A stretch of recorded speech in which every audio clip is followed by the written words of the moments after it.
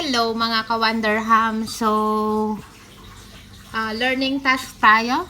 Learning task 2 tayo sa grade 10. Write each of the following function in factored form. Hindi ko alam kung bakit kayo pabalik-balik sa lesson na ito. Anyway, kala ko naka-move on na tayo sa factoring. Pero dahil nagpaikot-ikot tayo, bumalik na naman kayo sa factored form. Anyway, so eto, so yung first equation natin is y is equal to x squared plus x cubed minus 12x. So i-rearrange muna natin yung equation sa standard form. So rewrite natin y is equal to x cubed plus x squared minus 12x. So ang factoring kasi ini-split mo yung equation. So, parang si Captain America. Madali lang ang factoring pag alam mo yung ano. So, yan. X cubed plus x squared minus 12x. So, ano yung common nila dito? Mayroon lahat silang x. Ayan, nasaktan sila lahat. Silalabas natin si x. Si x. X cubed divided by x. X squared na lang. X squared divided by x. Positive x. Negative 12x divided by x. Negative 12. So, natanggalan na natin siya ng isang x. So, ito na yung isang factor niya. Pangalawa, itong nasa loob, pwede mo pa siyang i-factor, di ba? X squared plus x minus 12. So, ito yung factoring trinomial. Meron tayong lesson yan kay Kuya Wonder. So, pwede nating i-review ulit. So, dito, yung factor nito, negative 12 yung constant. Na pag pinag-multiply mo yun, ay pag pinag-add mo yun, sorry. Pag pinag-add mo yun, ang magiging sum niya ay yung nasa gitnang term. So, ano dapat? 4 tsaka negative 3. Diba? 4 plus negative 3 is positive 1. So, 1x yun. So, kokopyahin lang natin siya dyan. So, x plus 4. Then, x minus 3. So, ito ng tatlo yung factored form niya. So, y is equal to x times x plus 4 times x minus 3. So, yan na po yung ating sagot sa number 1. So, number 2 naman tayo. So, sa number 2, y is equal to x to the 4th minus 16. Hala, paano yan? So, isa-isahin muna natin. Meron ding lesson nito ni Kuya Wonder nyo, mamaya. Difference of two squares. Diba, Kuya Wonder? Yes. Tapos, ito, paano natin to i-split? So, pwede natin siyang i-split ng x squared. X squared. Kulong natin siya, difference of 2 square, so minus 4 tsaka plus 4. So, negative 4 times positive 4 is equal to negative 16. So, difference of 2 squares ulit to. So, kulong natin to x. Kulong din natin to x. So, minus 2. Tapos, positive 2. So, yan. Tapos, ito, hindi mo na ito mapapactor. So, yan na yung kanyang pinaka-simplest form or factored form. So, ito na yung ating sagot. Diba? Dali lang. Yan. So, sa number 3 tayo. Medyo mahaba-haba to. So, sa number 3, y is equal to 2x to the 4th plus 8x cubed plus 4x squared minus 8x minus 6. So, paano to pag ang dami na? So, meron din ako nitong lesson dati, yun yung roots. Same lang siya sa factoring, kaso nga lang sa roots, merong another step, which is yung i-equate mo siya sa 0. So, pag factoring, hindi mo na siya i-equate sa 0. So, ang gagawin natin, etong constant, tsaka yung leading coefficient ng equation, i-divide natin. So, negative 6 divided by 2. So, anong magiging equal niya? Negative 3. So, sa negative 3, pa-factor natin siya. Ano ang possible factors niya? Negative 1 times positive 3 or positive 1 times negative 3. So, tatry muna natin tong negative 1. Pag ang negative 1, pag sinubstitute mo dito sa mga x dito, at pag pinag-add mo na silang lahat, ang equal niya ay 0, then isa yon sa mga factors. Okay, so ang gagawin natin, y is equal to 2 times, ito negative 1, negative 1 to the 4th, plus 8 times negative 1 cube, plus 4 times negative 1 square, minus 8 times negative 1 minus 6. So, try natin. So, 2 times negative 4 to the 4th. Diba, 1 pa rin yun. Positive kasi even yan. So, 1. Plus, 8 times negative 1 to the negative 1 cube. So, negative 1 yan, diba? Kasi, negative siya kasi cube siya. Add number. So, plus, 4 times negative 1 square, positive 1. Negative 8 times negative 1, positive 8. Minus 6. So, 2 times positive 1, 2. 8 times negative 1, negative 8. 4 times positive 1, positive 4. Plus 8, minus 6. So, negative 8 plus 8 is cancel na yan. Tapos, 2 plus 4 minus 6. 2 plus 4, 6. Minus 6, 0. So, okay. So, ang isang factor natin is negative 1. So, ibig sabihin, x plus 1. Bakit naging x plus 1? Akala ko po ba negative? Kasi ito yung roots niya. So, ang ginagawa natin dyan, kaya nakuha yan, x plus 1 is equal to 0. Mag-minus ka dito ng 1, mag-minus ka ng 1, x is equal to negative 1. Pero since factor ang hinahanap, ito tayo. Ito yung susulat natin. X plus 1. Okay. So, wag mamililito ito yung factor niya. Ito yung equivalent x niya. So, ang gagawin na natin, so first factor, gagawin natin yung negative 1, gagawin naman natin siyang sa synthetic division. So, negative 1. So, halo-halo na to, ha? So, kunin natin lahat ng coefficient. So, positive 2, 8, 4, negative 8, negative 6. So, i-bring down mo lang yung 2. 2 times, i-multiply mo lang sa dito. Negative 1. So, negative 2. 8 plus negative 2. Positive 6. 6 times negative 1, negative 6. 4 plus negative 6, negative 2. Negative 2 times negative 1, positive 2.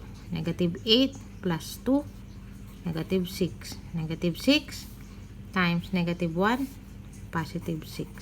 Negative 6 plus 6, 0. Okay, so ang gagawin natin, since nasa to the 4th tayo dito, so ang unang term natin dito sa baba, x cube. So, na-minusan siya ng isang x. Kasi nandito na yung isang x. So, x square, x, tapos yan. So, ang equation natin, 2x cube plus 6x square minus 2x minus 6. So, since ganun pa rin, i-divide pa rin natin siya. So, ginawa natin kanina, negative 6 over 2 equal to negative 3. So, anong factor nito?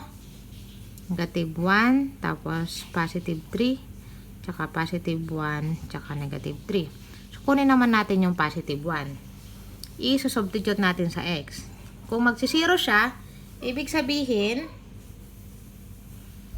yun yung factor din. So, 2 2 times 1 cube plus 6 times 1 square minus 2 times 1 minus 6. 1 cube is 1 times 2, 2. Plus 1 square, 1 times 6, 6. Negative 2 times 1, negative 2 minus 6. So, cancel, 0. So, x plus 1 siya. So, ano yung second factor natin? Pabalik ta rin lang natin, x minus 1. Paano nga ulit nangyari yon? Kasi x is equal to positive 1. So, ililipat natin sa kabila. May minus tayo dito. Minus. So, x minus 1 equal to 0. So, ito yung second factor natin. So, dahil may plus 1 tayo dito ulit, yun na naman yung isi-synthetic division mo. Ano yung synthetic division natin? Ang kukunin mong coefficient is ito. Dito ka na. So, wag na dun sa original na equation. Kasi nandito ka na eh. Move on ka na. So, 2, 6, negative 2, negative 6. So, bring down. Ay! Ano yung iPad? Sorry po. 2.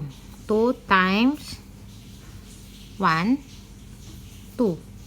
6 plus 2, 8. 8 times 1, 8. Negative 2 plus 8, 6. 6 times 1, 6. Negative 6 plus 6, 0. So, dahil to the cube tayo dito kanina, cube. Ang ilalagay natin dito ngayon ay x square, tapos x, tapos 6. So, ano yung magiging equation natin? 2x square plus 8x plus 6. So, ipa-factor ulit natin to. So, may factoring yan si Kuya Wonder, ha? Wait lang. Kasi mas mahirap mag-video pag nasa kabilang ano. So, ano yung ano natin? Lipat lang natin. 2x square plus 8x plus 6. Pasensya na ka-Wonderham kasi lumalabo yung camera. Hindi ko alam. So, ito yung pag-factor ng trinomial. So, mumultiply mo muna yung leading coefficient dun sa constant term. So, 2 times 6, 12. Pa-factor mo to na dapat ang factor niya pag pinag-add mo yung nasa gitna. So, 2 tsaka 6, di ba? So, dun sa 2 at tsaka 6, gagawin nating method ay by grouping. So, 2x squared plus 2x plus 6x plus 6. So, pag same lang siya dyan. Kasi 2x plus 6x is equal to 8x. Tapos, ito, yan lang din. Ito, yan lang din. Parehas lang siya. Nire-write lang natin siya. Bakit natin nire-write? Para mag-group tayo. So, group lang natin siya na ganyan. Ganyan. Meron na tayong grouping. So, ang grouping natin, 2x. Tapos, 6x plus 6. Okay, may plus siya dyan. So, ano ang common dito sa first group na pwede nating ilabas? So, di ba mayroon dalawa silang 2x.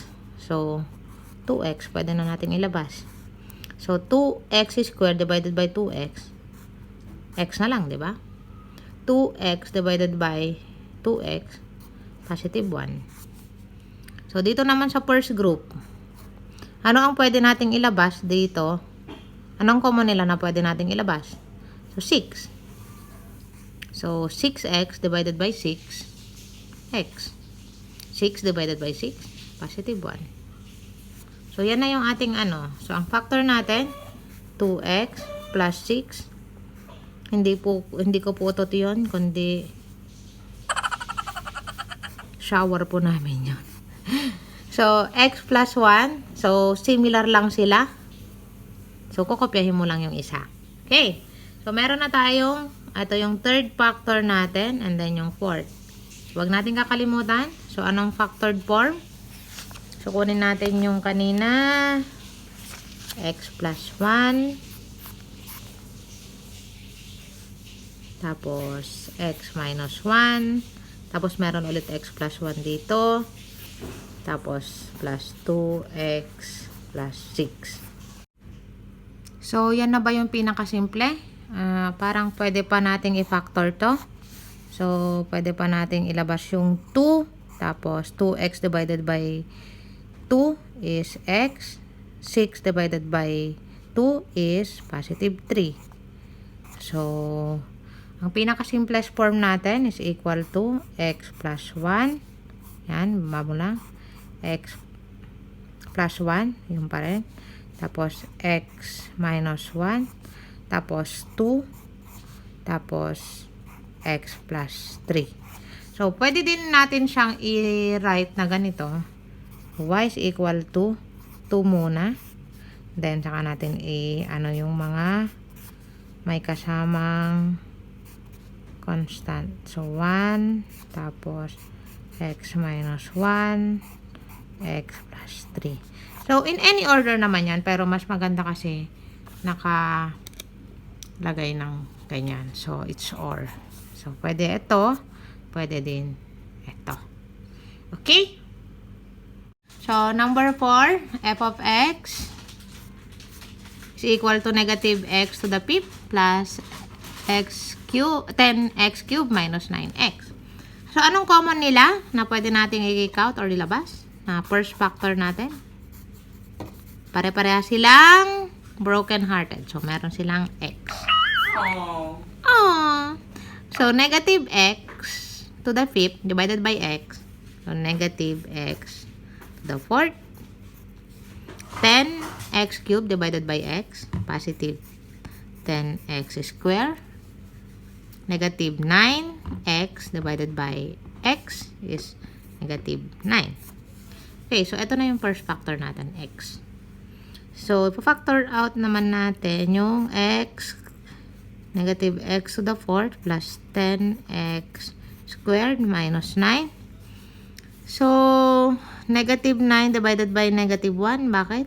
Kasi negative 1 to. Kung walang kasama, yung any number, 1 yon. Kung may negative, di negative 1. So, negative 9 divided by negative 1, positive 9. Ano yung factor niya? Possible factors niya? 1 times 9, negative 1 times negative 9, negative 3 times negative 3, positive 3 times positive 3. So, try muna natin yung positive 1. Or, pag positive 1 kasi, 1, pwede. Sige, so, negative times positive 1 to the 4th plus 10 times 1 square minus 9. So, try natin nga kung mag-0 siya. So, 1 to the 4th, 1 lang yun, diba? May negative dito. So, negative 1. Plus, 1 square, 1 din yun, times 10. 10 minus 9. So, negative 1 plus 10, positive 9. Minus 9, 0. So, factor natin ay positive 1. So, second factor natin, x is equal to positive 1. So, anong mangyayari? Lilipat natin sa kabalita. So, x minus 1. So, yan yung ating second factor. So, hindi ito hindi ito. So, yan. Tapos, yung 1, kayo malilito kung 1 lang or x minus 1, paras lang yan. So, yun yung pang-synthetic division natin. So, 1, kunin natin yung coefficients ng itong equation na to. So, ano ang coefficient niya? Negative 1, positive 10. Positive 10 na ba? Nope. Kasi kulang tayo ng x cube. So, maglalagay muna tayo dito ng 0. Tapos, positive 10. Tapos, wala ulit siyang x. So, maglalagay ulit tayo ng 0. Importante yan. Kahit 0 yan, meron yan silbi. Tapos, negative 9. So, ayan, nag-blurred na naman. Take 2. So, bring down negative 1. Negative 1 times 1. Negative 1. 0 plus negative 1. Negative 1. negative 1 times negative 1. Negative 1 times 1. Negative 1. 10 plus negative 1. 9. 9, diba? 9 times 1. 9. 0 plus 9. 9. 9 times 1. 9. Negative 9 plus 9. 0. So, anong gagawin natin? So, x to the fourth ito. So, ilalagay natin dito x cube. Mga-minus tayo ng isa. Tapos, x square, x, tapos constant. So, ano na yung magiging equation natin? Negative 1 x cube minus negative 1 x square plus 9x plus 9. Dami naman. So, ganun ulit. So, ano bang factor nito? So, magiging positive 9 na siya, diba? Over negative 1 o negative 9. So, parang parehas din siya. 1, 3, tsaka 9. 1 times 9, tsaka positive yan. Positive 3 times negative 3, tapos negative 9 plus positive 1. So, ano kayang pwede natin siyang pwede natin gawin ay positive 1. So, try natin positive 1. So, negative 1 times x cube man times 1 square plus 9 times 1 plus 9. So, sinubstitute lang natin So, nagta-trial and error tayo. So, 1 is 1 cube. 1 lang yon times negative 1. Negative 1. 1 times 1 square times negative 1. Negative 1. So, hindi siya. So, try natin negative dito. Negative. So, trial and error tayo. Pag hindi siya nagsisiro, ano natin. So, negative 1 cube. So, negative 1 times negative 1 minus 1. Tapos, negative 1 square is positive 1. 9 times negative 1, negative 9 plus 9. So, magta-trial and error ka. Negative 1 times negative 1, positive 1. Negative 1 times 1, negative 1. Puro, nakakalito yung negative. So, negative 9 plus 9. So, cancel, 0. So, anong factor natin na isa? Negative 1. So, x is equal to negative 1. Ibig sabihin, yung isa nating factor is x plus 1. So, ito na yung third factor. Malayo-layo pa tayo. Yan. Pero dahil mahal ko kayo, yan. So, kukunin natin to pang synthetic. Negative 1. Tapos, ano yung original equation natin? Ito. So, huwag kayong malilito, ha? Dito natin siya. So, negative 1. Negative 1. 9. 9. Okay. So, bring down. Negative 1. Negative 1 times negative 1. Positive 1. Negative 1 plus 1, 0. 0 times negative 1, 0. 9 plus 0, 9. 9 times negative 1, negative 9. 0. So, x cube tayo. So, ano nilalagay natin dito? X square plus x plus 9. So, negative x square plus 9. Yung isa nating factor. So,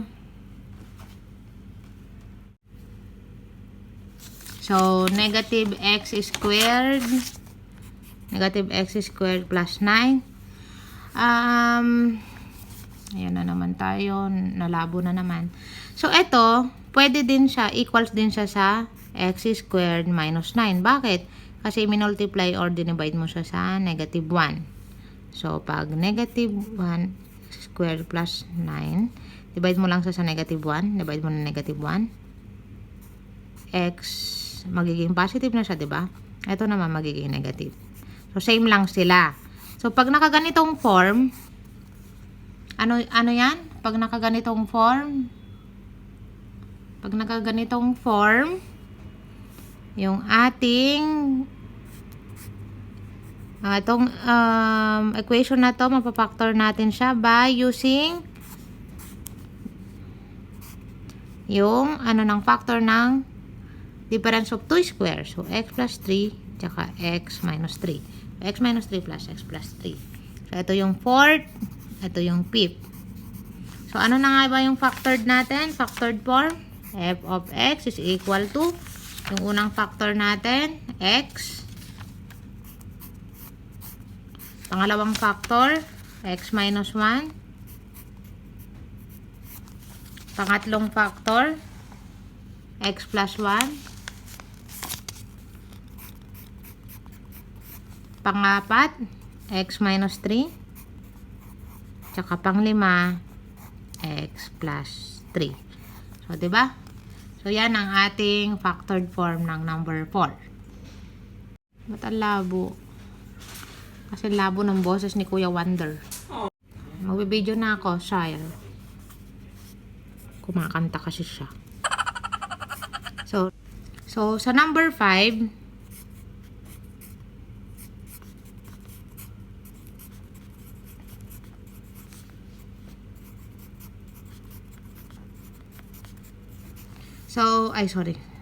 negative 8 to. So, sa number 5, same lang sa ginawa natin sa number 3. So, diretso ka na dito. So, tatry nyo to. Hindi ko na to sasagutan. Kasi same lang siya sa procedure ng number 3. Since x to the 4th din yung kanyang coefficient ay yung kanyang exponent, so magagawa nyo na yan. So, paano po yun? Wala kang i-multiply. I-divide mo siya sa negative 1, ay sa positive 1. So, negative 8, anong magiging possible factors niya? Bigyan ko kayo ng hint. Negative 1, positive 8, positive 1, negative 8, negative 2, positive 4, positive 2, and negative 4. So, iikot lang kayo dito. Diyan yung substitute na dito. Pag nag-0 siya, so yun na yung isang factor. So, yun lang po ang ating lesson for polynomial function in factored form. Sana po ay meron kayong natutunan.